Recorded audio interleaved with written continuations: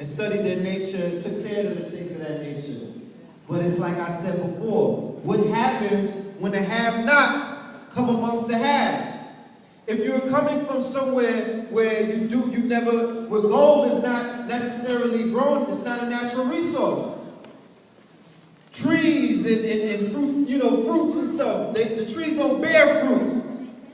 You know what I'm saying? The food is in abundance. The weather, there's not tropical weather. The women are not, they're not as sensuous as the women are in the Caribbean, and places like that. So when people and they've been hardened by war, like I said, the Reconquista, to reconquer Europe from the Moors was an 800-year war. So we have people who have been born into war, to shed blood. So they come amongst the people, right, who have. To the point where when the ships were coming, they were bringing them trays of gold like it was nothing. It was gold in the streams. It was gold in the waters. Even to this day, you could go to places in South America, Central America, and it's just abundance of natural resources, gold, platinum, copper, all of these other things. So these people knew they didn't live a life where they had without.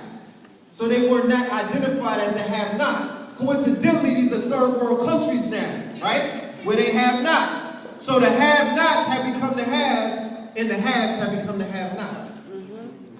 And this is what happens when the have-nots come amongst the haves. They will take what they want. And they did it by the sword.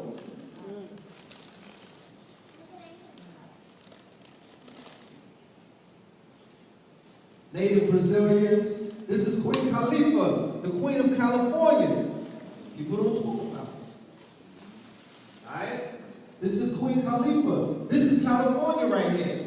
This is an exhibit that they have at Disney World in California. No, not Disney World. Universal Studios, where Whoopi Goldberg is Queen Khalifa, and she's hosting a whole exhibit to tell you about this woman. This is imagery right here. This is California.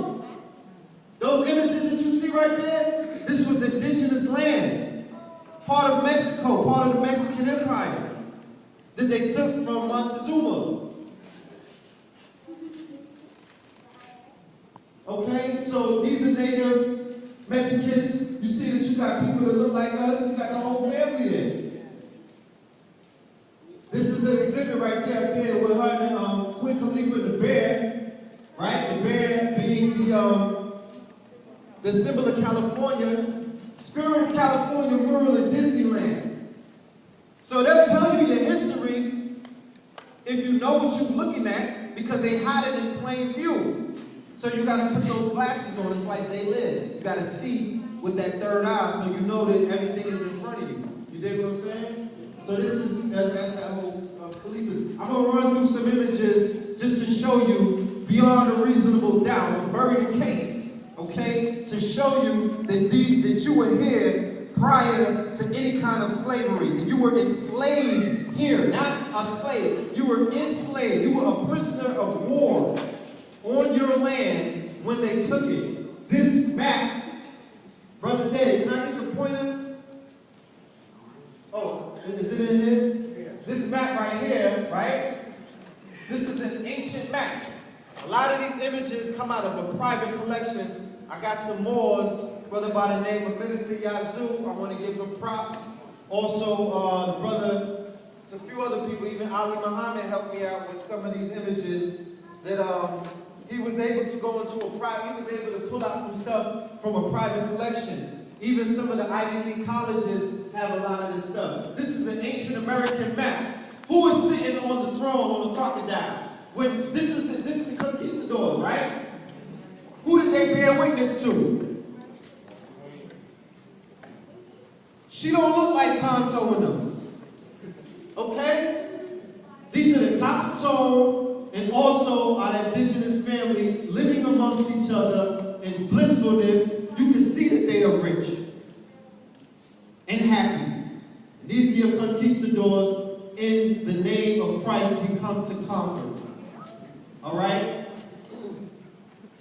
This is another image of an Aboriginal, and who's holding her? Okay? There goes your conquistadors. Right? There goes your aboriginals, the llamas, they go to castles, they carry her. That's America. Right? There's your America. This is an excerpt from the People's History of the United States. Arawak men and women, naked, tawny, which means what? That's a description of a color. Tawny would probably be my color.